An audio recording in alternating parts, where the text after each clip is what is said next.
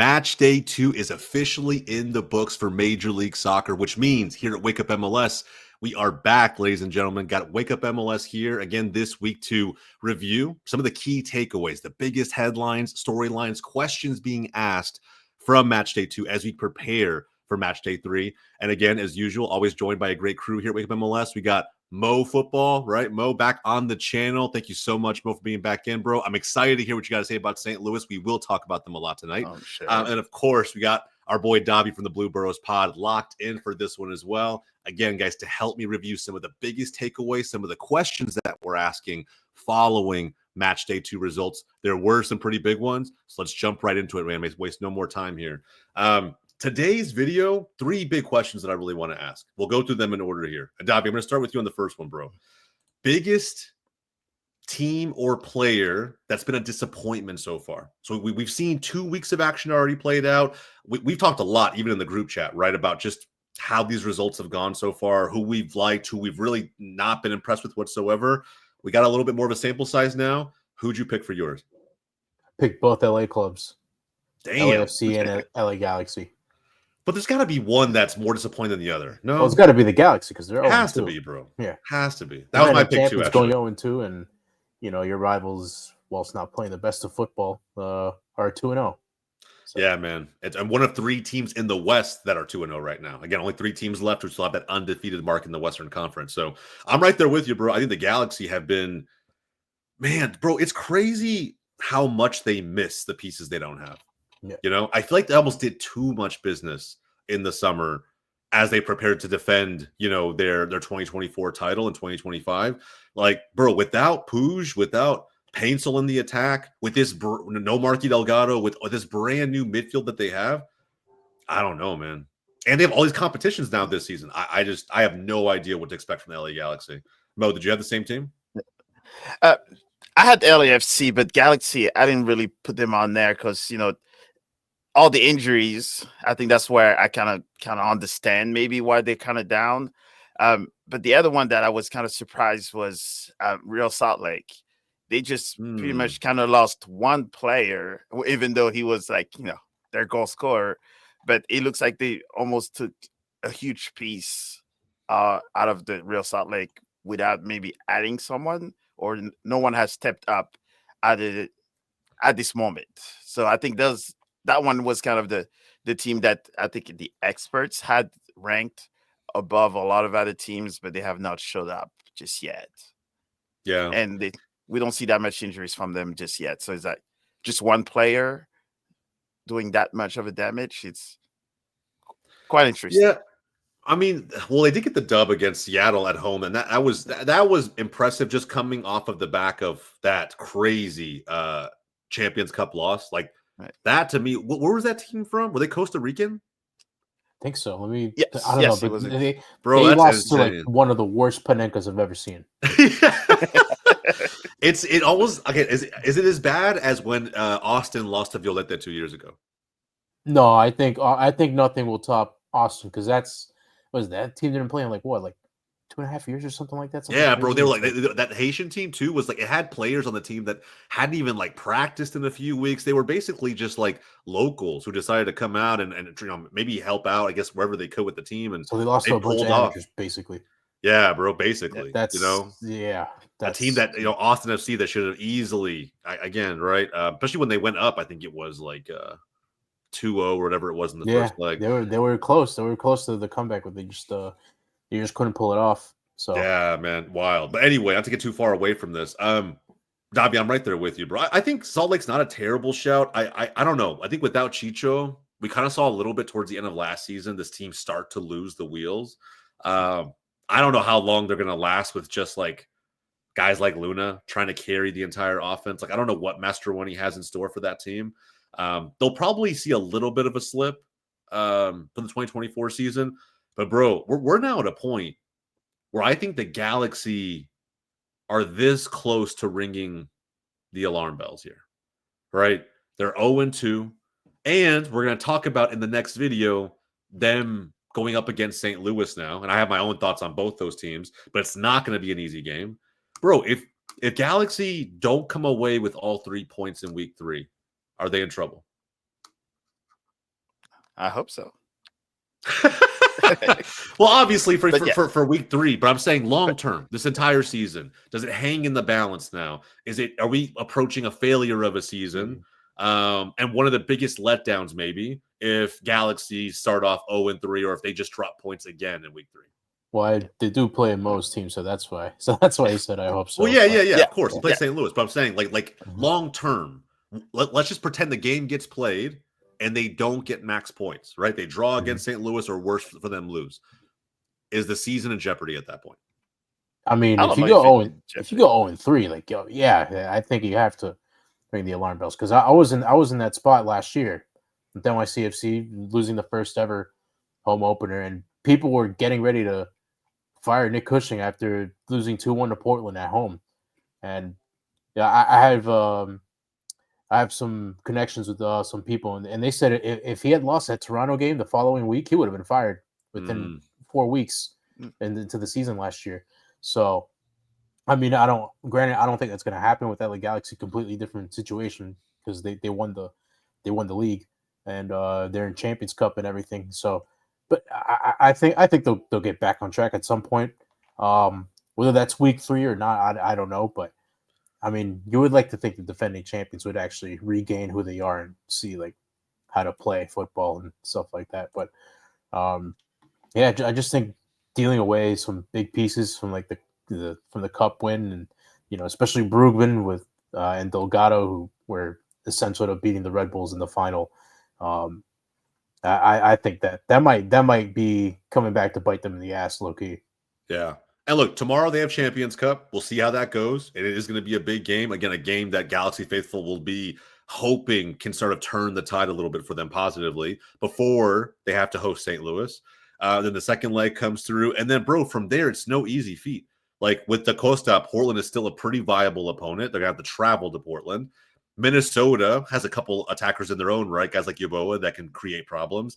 And then Orlando, don't get me wrong, they've fallen off a little bit from last season, but Eastern Conference opponents are always tough, I think, for the West. So you look at all of these things, right? And like we may get to the point where we're entering April and Galaxy are just not in a fantastic spot by any stretch of the imagination. So Galaxy fans, man, let me know how you guys feel about this. I think this is actually, it should continue to be a bigger talking point because we may see a world where I don't know how many times it's happened in MLS history. Maybe it's, again, let us know in the comments down below if you have that information. But I don't know how many times in the history of this league we've seen a defending champion fall off in this manner, right? I remember when LAFC was in that mode of like, it's crazy how the banter era for LAFC was like them making a ton of finals and not winning them.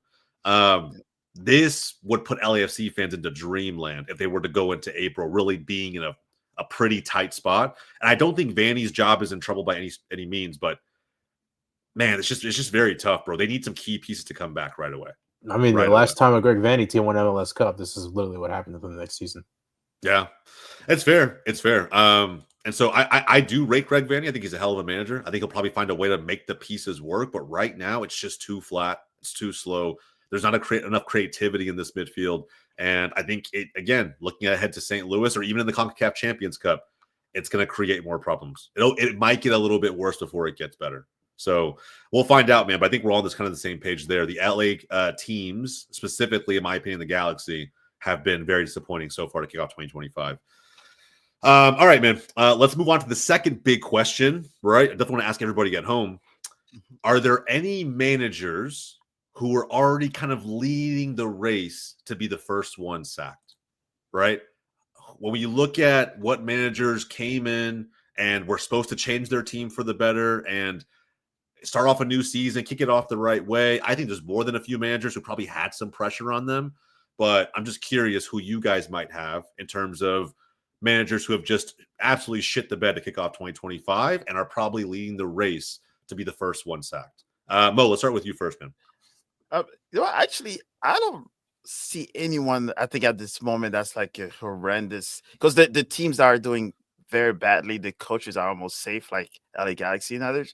But just looking at the new teams that were struggling last year as much have already made changes to their coaches.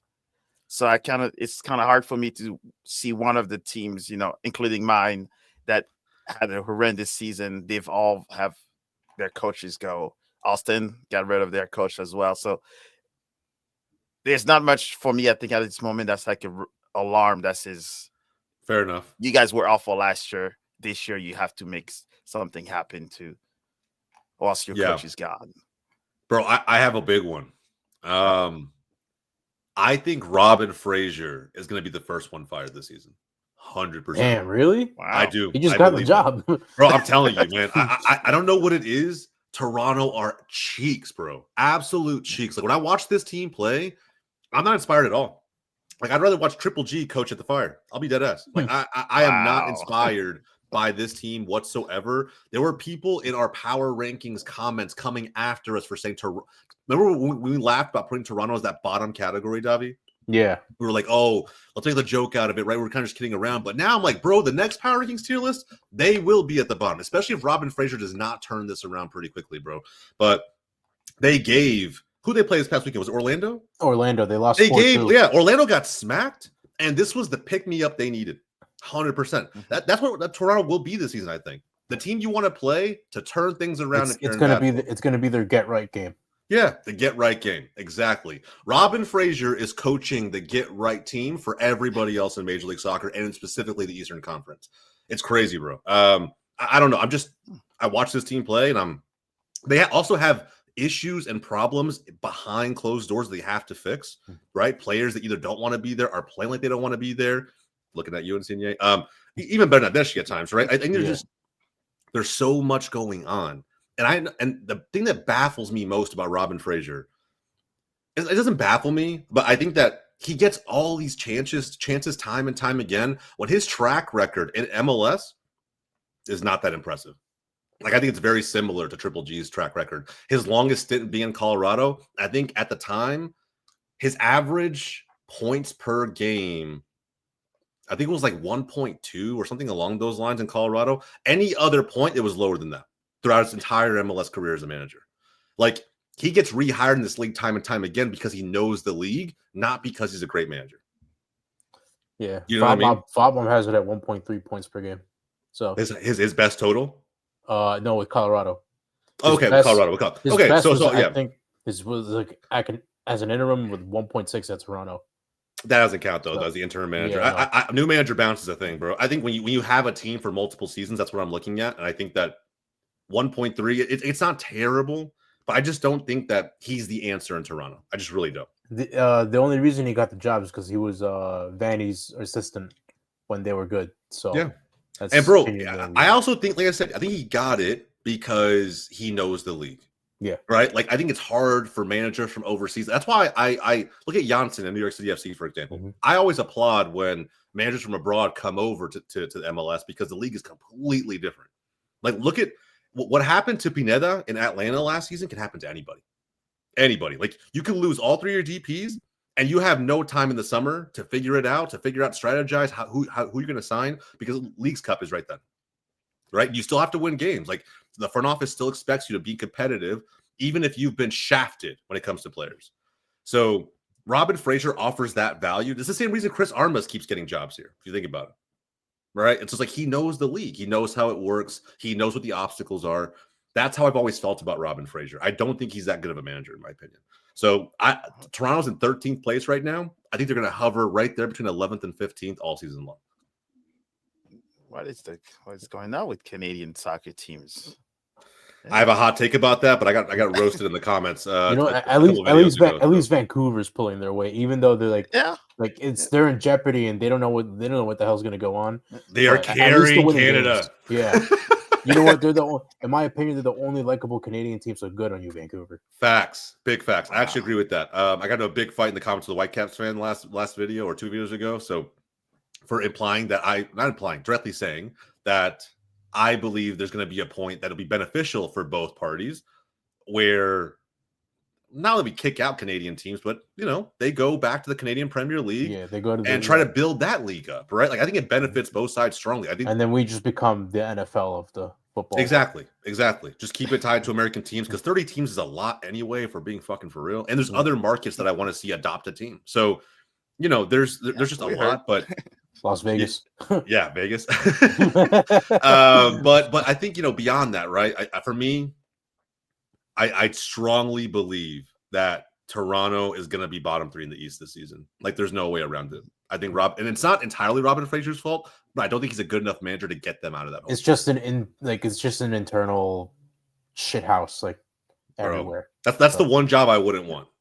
Yeah, I think that's why someone like Jim Curtin turned it down, and they're like, "No, I'll just chill. I'll just sit out for a year or two." And the front office in Philadelphia never gave him tools to go to work with, and he said, "You know what? That's still a better scenario than what's going on in Toronto. Like, I just don't want any part of that." That's insane. So, yeah, it's wild, bro. It's wild. Anybody have anything different, Davi? I guess just Ben Olsen. That's a decent shout, actually. That's a decent shout. Some people don't. Houston, they lost their opening 2 games. They lost to Dallas, your boys, and then they got absolutely smacked by a messy-less Inter Miami, and in which we saw another giveaway at the back turn into a goal. So, yeah, MLS is truly back. It's true. It's true. It's truly back. A lot of fans are going to say that they lost Mikael. He's like literally a top 3 center back in MLS last season. Like, that's why. I'm like, yeah, but one player will not completely destroy your back line. Like, losing one player, even with Houston kind of being where they are, and I know they didn't just lose one player, they lost their keeper as well, but like, I don't know, man. I think these holes are always kind of there, maybe a little bit to an extent, and Mikael will be covering some of that, but I still feel like Olsen has to adjust, man. Now 2 games in a row, 2 or 3 very glaring defensive issues. Like, if he doesn't adjust moving forward, I think Davi has made a fantastic shout. And it's not going to get any easier this week. Who does Houston have? Columbus. Good luck with that. Yeah, that's what I'm saying. They don't have it any easier going into week 3. Even without Cucho, good luck with that. The sea will only continue to get hotter for Olsen down in Houston. We'll find out. But guys, let us know in the comments down below, man, who you have leading the race, if you will, for the first manager to get sacked. There's already a few headlines there. And then finally, dark horse candidates, lads. A team that has stepped up in the first couple weeks, maybe a team that you had no idea was going to be this surprising, right? This good after the season they had last year, maybe just based on the expectations coming into this season. So, Davi, let's start with you, bro. I'm kind of curious. When you think about your dark horse candidate, the surprise team of 2025 so far, who you got? I think for the West, you got to go Vancouver. And in the East, you got to go Philly. Yeah. Honestly, I was very torn between the two. I never give Philly credit on this show. I'll be honest, and maybe some of that has to do with Curtin and his comments, but I think Vancouver has been like very good. Very good. Like, for me, even with the manager that, like, this is, I think on Apple TV they said it like on their first game, like this is his first job outside of like Danish football. Yeah. To come to MLS and to already like play the smackdown on one of your rivals 4-1 in their own stadium, and then to come back and be the defending champions at your actual home stadium. It's crazy. That's a very good start. And then Bradley Carnell just continuing what he did with St. Louis in 2023. I'm sure Mo has fond memories of that. And we're still talking about we're still watching Philly now. Yeah, to score 4 back-to-back, and Ty Baribo is just on fire. It's nobody saw it coming, but not to put any shade or hate on Philly in their moment, but they kind of did start last season undefeated, and then it all unraveled from there. So yeah. I get this, bro. This is a crazy stat. I don't know if you guys were aware. Brian White, like very quietly, has had coming into this season back-to-back seasons of scoring 15 goals or more. Like, that's kind of crazy, right? Like the fact that he never gets talked about. No one ever brings him up when it comes to fantastic trade from Vancouver. Yeah, but no one ever brings him up when they talk about some of the either the better or maybe some of the more underrated attackers in this league. Ryan Gauld is always like the go-to guy. Everybody talks about Gauld. Even when Sartini was there, that was always kind of the guy. And Fafapi Gauld used to get some shouts when he was still there before he went to Miami. But like, Brian White is a pretty consistent contributor up front, and he doesn't seem to get his flowers, bro. So Brian White, man, if you watch this, salute, man, salute. Then Jordy Nelson came in and took the Lightning week 1. Yeah. Well, look, guys, there's 3 teams in the West who have been perfect up to this point. Vancouver's one of them. I think they're going to be a problem for a lot of teams the rest of the season so far. So I'm right there with you, bro. Philly's been good. But to be fair, outside of last season, they're traditionally a pretty good team. Vancouver is in their own right, but they never looked that flashy. I've been pretty impressed with their attack so far this season. Mo, you got anybody different? I think I probably have a little, maybe because I like Saha and all that, but I think Charlotte kind of looked pretty good as well, especially last weekend. And knowing that now I think we're going to do the prediction, but going to Miami is going to be definitely one of those games that I will be watching to see if it was a clear difference of Isar was just one of his first game to play so well. And now, a Messi Saha will be quite interesting to see who's going to be the most talked about player. I agree. And I think after that is Atlanta is the other one for me that, even though they kind of pulled the playoff win versus Miami, but during the season they was not so hot. So they, spend money to kind of make some noise. So those two are kind of the big spenders. And now let's see what they can pull during the regular season. Yeah, and then they got my old coach down there, so Ronnie Dylan, man. He'll probably get a standing ovation when he comes to Yankee Stadium this season. So but he did lose to Charlotte, right? But to be fair, Charlotte's also a good team with Dean Smith and with 1,000%. Zaha, that kind of just beefs up their offense.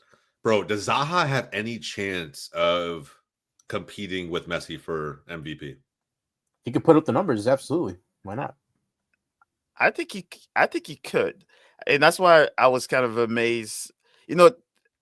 Maybe if us in the world of football know about Zaha, and I think then the average casual MLS fans probably still learning who he is. But pretty much from Crystal Palace, I was rooting for him to be picked up by Chelsea almost like 10 years. And there was talk to kind of bring him, but that, money talked and all that. But he's one of those explosive players that has that I don't give a attitude. And you can see during his interview, so he's going to bully some defense. So now the question is, first game he has done it. Let's see now away, and if he can pull that with Miami, with the whole world watching now. What he can do for Charlotte. I'm not gonna lie, I think he has a very good chance of doing it because Miami play in CCC like 3 days before, so I think he has a very good chance of exposing that weak back line.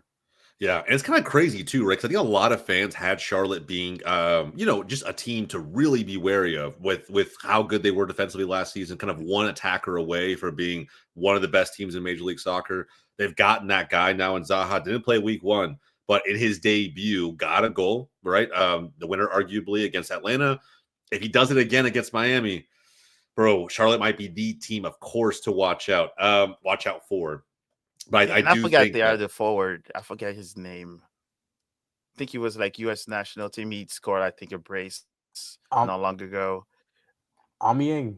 Yeah. I totally forgot his name. Agiman. Yes. Yeah. So those two together just team them up for the last, the Charlotte game that I watched, having these two up front and now having the defense they currently have. I'm glad St. Louis is not playing against him this season in the regular season. Yeah, Abada is also pretty damn good on the opposite side of Zaha. I think that the way he's able to sometimes cut in a little bit, create more space for Zaha and for Aguimeng, I think there's going to be a very fluid attack moving forward, and they'll only get better. So, it's one of those things where, look, Charlotte's only top 4 right now in the East. At the end of the day, like, if I'm not sure if they have Philly on the schedule, but that's going to be a banger fucking game. Either way, we are going to predict or preview, if you will, Miami versus Charlotte in the very next video. So again, if you haven't done so already, man, subscribe to Goals TV, weekly MLS content. Hit that button. We're going to talk about that game pretty in depth coming up very, very soon. All right, man. Look, these are our dark horse candidates. I like it. I think it was Vancouver, Charlotte, and W. Who'd you say? Philadelphia. Great shouts. Let us know in the comments down below who you guys have as kind of your early dark horse candidates. Just surprise teams that have come up so far. Maybe we missed somebody. But I got a feeling that I feel like we nailed it with this one. All right, man. Those are our biggest takeaways for match day 2. Guys, if you haven't done so already, man, I mentioned it before, like this video, okay? Free layer of support. And on top of that, subscribe down below. And look, go give these guys a follow. Go check out their content, Mo Football, the Blue Burrows Pod. They're covering this league along with several other things all along the way, especially if you want NYCFC specific coverage, St. Louis, or anything football specific on Mo's side. Want to make sure you guys have all the knowledge that you guys are looking for. And yeah, we'll catch you guys in the next one. For everybody here with MLS, my name's Jose. That's Davi. That's Musa. We'll catch you guys next time.